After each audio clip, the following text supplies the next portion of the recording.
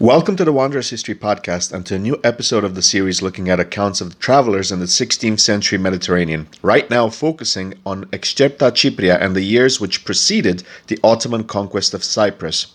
In a previous episode, I've talked about Falchetti's account. Now, I will want to talk about Giovanni Sozomeno, an engineer present before and during the Siege of Nicosia, who was made prisoner after its fall. The fall of Nicosia was a crucial event which nearly sealed the fate of Venetian Cyprus after 1570, which by that point was relying on Famagusta to hold up while hoping the Venetians and the Holy League would provide relief. Before we continue, I'd like to remind you to please hit that subscribe button if you haven't done so already. It really does help the channel a lot. Let us resume.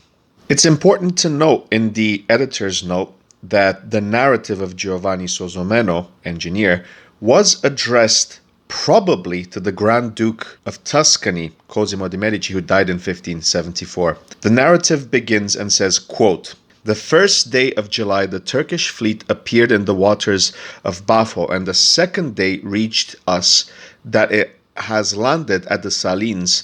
On that very day, all the cavalry and infantry without meeting any resistance, although Astore Baglioni, governor-general, wanted to show himself with the cavalry and mounted musketeers to throw the landing into confusion and to learn the enemy's strength, but neither the lieutenant nor the coadjutor would have it so, saying in support of their decision that they could not have prevented the landing because their force of infantry and cavalry was so small, and it was wrong to risk what they had and to prejudice the defense of the fortresses to retire, to which was a matter of nearly 30 miles. If this had been 4 or even 10 miles, it would have been worth making the attempt. And this opinion prevailed because his lordship affirmed that Signor Sforza Pallavicino used to say the same thing, and because the lieutenant willed it so. Nevertheless, the rest of the nobility of Nicosia, with the exception of the Count of Rocas and his brothers, presented a most spirited letter, saying that they were ready and desirous, with Signor Astore Baglioni, to march to the Salines and try every means of preventing the landing, or at least as far as they could, to throw into disorder and injure the enemy. A good witness to this is Signor Astore, who told the whole truth about this letter at Famagusta in the presence of Signor Niccolo Donato, chief officer, on board his own galley. So the Stradio cavalry, which was with the Count of Rocas at the Salines, retired to Nicosia as soon as the fleet arrived before the Salines and remained in that city until the end. Parts of the army without artillery appeared nearby Nicosia on July 25th, and at once Colonel Palazzo da Fano advised and wished to make a sally with all the Stradiot horse, the cavalry, the newly raised infantry, and part of the Italian and Greek foot soldiers, and to charge that wing of the enemy before the rest arrived. It came up next day with the artillery, showing that there was reasonable hope of effecting some signal success. Neither the lieutenant and his council nor the coadjutor would consent, although amongst ourselves the said colonel was esteemed as an officer experienced in war and completely trustworthy. The enemy's forces were now all united, and their camp pitched without any resistance on our part. 500 horsemen only were dispatched from the Salines to Famagusta to keep that city strictly invested and also to cut us off from all help which might reach us therefrom. They camped then with their tents on the open country and on the hills of Mandia, where stood the pavilion of the Pasha commanding the expedition. They dug on the spot a well in which, contrary to the general opinion, they found an infinite supply of water. A great part of the army, and especially of the cavalry, was posted at San Clemente, where is the spring which supplies the citadel, and there were tents also in the villages Galangia and Acalasa, 5 Italian miles away, for the convenience of the infantry which was halted there. The first thing that the Turks did as soon as they were united and settled in camp was to come round Nicosia on horseback to provoke us to sally out and skirmish. But the coadjutor and the council would never allow us, or the nobles, who were most eager to do so too, and were even by speeches and spirited letters showing that they wanted to meet the enemy, to leave the city, except once only when Captain Cortese, a Stradiot, was taken and killed. When the Turks perceived that we did not intend to come out into the plain, they began to devote their time to the making of forts. The first was built on the hill of Santa Marina at a distance of 270 paces from the Podecatero bastion. It was finished with very great speed and little resistance on our side, although from the curtain between the Podecatero and Carafa bastions, and from the front of the bastion, we fired with pieces of 80 to prevent its construction. But they built it by night. We could not hinder them. From this fort they kept battering the houses and part of the platforms of the curtains, but with no great damage to our soldiers. They built their second fort at St. Giorgio di Magnana, and from this they battered in like manner our houses, and forced us to withdraw our defences, but it was of little service to them to destroy the houses inside. The third was on the hill called Margheriti, which is between the Costanzo and Podecatero bastions. The fourth in the middle of the slope of Mount Tomandia, but from these forts they could make no grand attack on the walls. From these points they began to push inwards and to come up to the ditch and edge of the old city. Then, with their trenches, they got up under the four bastions Podecatero, Costanzo, Davila, and Tripoli, to face which they set four other very lively forts at 80 paces from our ditch, from which they sought to bombard with some effect, and for 4 consecutive days they fired with pieces of 50 from morning to night. Only in the middle of the day they rested for 4 hours on account of the great heat.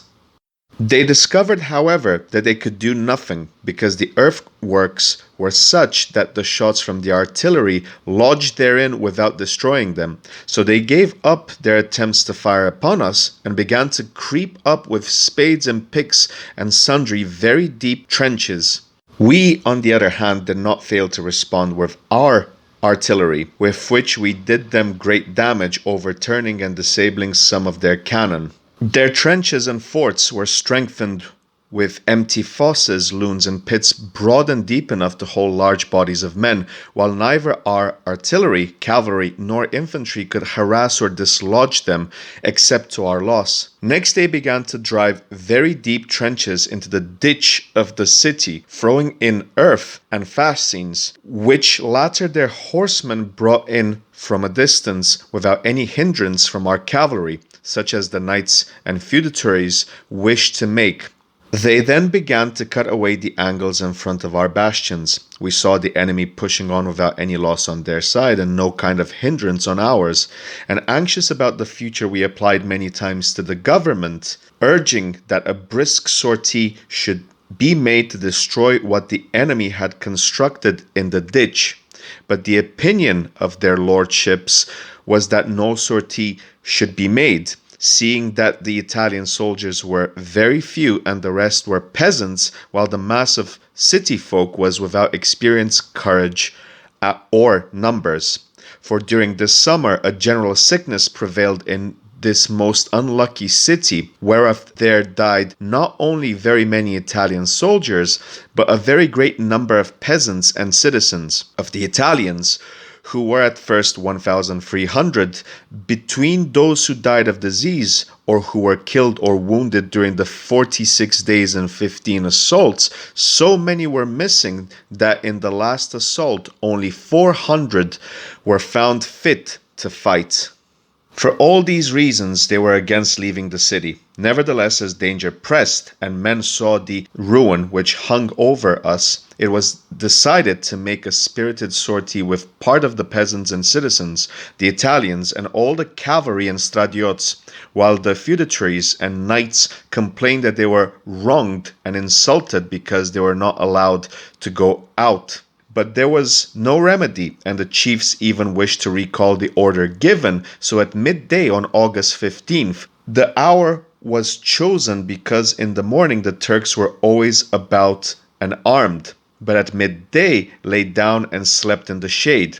The infantry, to the number of 1,000, marched out under Captain Piovene of Vicenza, lieutenant to the coadjutor, who, although his duties were those of the mounted officer, wished on that day to go out on foot, and with Count Alberto Scotto and other captains led his brave Italian soldiers and some Greeks so well that they got up to the enemy's forts and made themselves masters of two which were abandoned by the Turks, who feared that worse might yet befall them.